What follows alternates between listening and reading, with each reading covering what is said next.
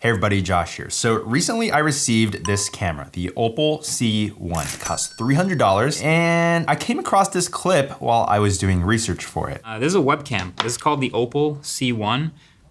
Disclaimer, I'm an investor in this company and- Hold on. MKBHD invested his hard-earned cash into a webcam company. That's right. And so that got me thinking, what makes this webcam so special? And I discovered some really interesting features, and I'll also be comparing it to other webcams in this price category. So let's get into it. So here is the box that it comes in, and everything about this company, frankly, is just really clean and well designed. So the webcam itself is made of anodized aluminum. It comes in either this white color or a black color. The paint is sort of textured, so it's got like this paint splatter effect all over it, which makes it kind of nice to handle. On the front of the camera, we do get a magnetic lens cover with microfiber on the back to make sure the lens doesn't get scratched. We also get an array of microphones, which we'll talk about later.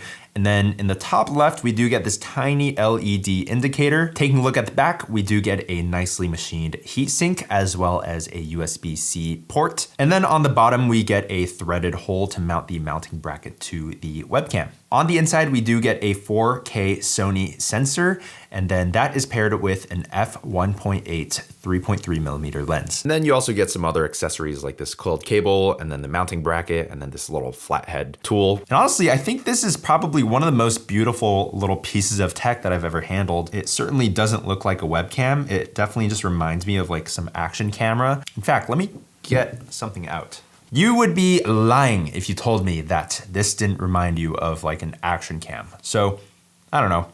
I think it looks nice. Anyway, enough with the fluff. Let's talk about performance and get into some comparisons. So what you're looking at here was shot with the Opal C1 in all of its 4K glory, and damn, it looks good. If you told me this was shot with the mirrorless camera, I honestly wouldn't be surprised. Now, just in case you forgot how bad the built-in webcams are on MacBooks, here you go. I was actually quite shocked at how bad the webcams are on the M1 MacBook Pros. Like, I don't remember it being so bad after seeing the Opal shot. Now, since most video conferencing apps like Zoom don't actually support 4K, you might be wondering how it actually looks after down-resing and all of that internet compression. And yeah, I'd say you can definitely still tell the difference is just a little bit less drastic. Interestingly though, the MacBook's image has better dynamic range, so I guess brownie points for that. Now, when compared to the Insta360 Link, we definitely get a closer comparison. With the default color settings on each webcam, I can definitely see that the Opal skews towards the warmer side, whereas the Insta360 Link has more of like a natural look. And as we've seen, generally speaking, consumers tend to prefer warmer images, so Opal's taking some of those learnings and applying it to their image, it seems like. Now, you may have noticed that I put manual focus for all of these tests, and that's because when I put the Opal in autofocus, it just would not properly grab focus on my face. It was really strange. It would just focus on the background. And especially for the autofocus tests, the Insta360 Link immediately grabbed focus, whereas the Opal was just not focusing at all until I put my hand up behind the object. So definitely a lot of work to do on Opal's side in terms of firmware. Now, in terms of audio, here's where it gets interesting because the Opal C1 actually uses an array of microphones with beamforming technology, which they call mic mesh. However, mic mesh isn't available yet. It's still in beta, which means that the noise suppression toggle in the software is grayed out. However, something that I did notice and that sort of bothered me is that the audio needs to be set manually. And in fact, if we set it to auto gain right now, you hear that the noise floor starts creeping up. You hear a lot more noise. And if I just raise my voice a little bit, you'll hear a lot of cracking and popping, which doesn't sound good. So let's set it back to 15 dB that I had it before, and I found that to be the sweet spot. Okay, so now we're listening to the Insta360 Link's microphones. And if I talk at an elevated voice, it doesn't have any of that cracking or popping, which is great. So yeah, right off the bat, I'd say that the Opal C1 definitely looks better than it sounds with all of these bugs on the audio, which sort of leads me to the software of this little guy. So first of all, I just really like how the controls are right there on the Mac menu bar. I think that's really nicely integrated. Now, in terms of actually useful software features, I'd say the bokeh feature is really nice, which uses AI to blur out the background. And you can also also tweak the intensity of it, or the ability to touch your face up if you're having like a bad breakout or a bad skin day. And then another useful thing is the ability to get your manual exposure. But then there's also a bunch of like gimmicky features like adding logos and text to your camera feed, or maybe adding a really terrible like Instagram filter, or pixelating your face, which is kind of interesting. And that's not even the craziest part. The craziest feature to me are the hand gestures. So if you do this with your hand, you actually start drawing and like, okay, kind of cool, but then you start feeling like a Disney character. Like, hey, I'm Hilary Duff from Lizzie McGuire, and you're watching Disney Channel. Hey, I'm Josh Chang, and you're watching Josh Chang. It's not working.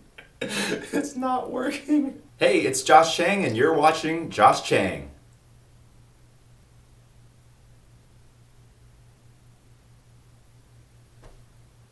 Another gesture that you can use is this pinch gesture to zoom into your face, and that'll use AI to sort of detect where your face is and track it in the frame, similar to how Apple does center stage. But then possibly the most like Marques Brownlee-esque feature is like peace sign to turn the camera off.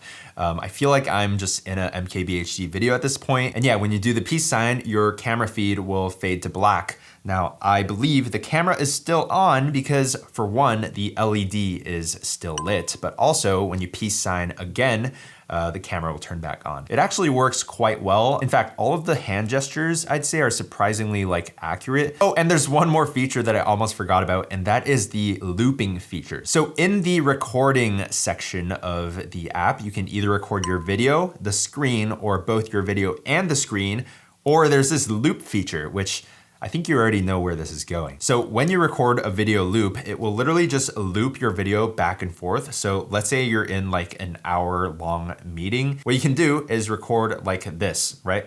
Just look at the camera, a little bit of nodding, and then you end the recording and it'll just loop back and forth. And then the recording will actually play forwards and backwards, so there's no like jarring cut. I think this is a hilarious feature, and I'm curious if anybody out there has actually used this feature to pretend like they're active in a call. So yeah, some gimmicky features and some useful features, but at the end of the day, the video feed is solid, and I assume that the audio will just get better. And so overall, like a pretty well thought out product. Now, if $300 is too much to spend on a webcam, what I can recommend you is a $30 hack, and that is continuity camera, which is a feature of Mac OS Ventura. Now, what this feature allows you to do is transmit your camera feed from your iPhone wirelessly to your MacBook, and that's exactly what you're seeing now. So basically you get all of the hardware advantages of the amazing iPhone camera as well as the iPhone microphone.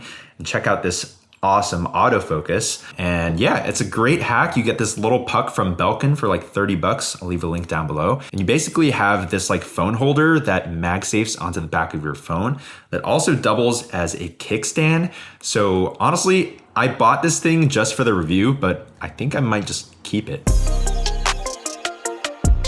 So overall, while I do think that this product has some potential deal breakers, if Opal can deliver on their promises and make this an overall better product, then I do think that this is a pretty compelling offer for a lot of people. What do you guys think of the Opal C1? Is it worth it or not? Leave a comment, definitely get subscribed if you like tech content, and I'll see you guys in the next one.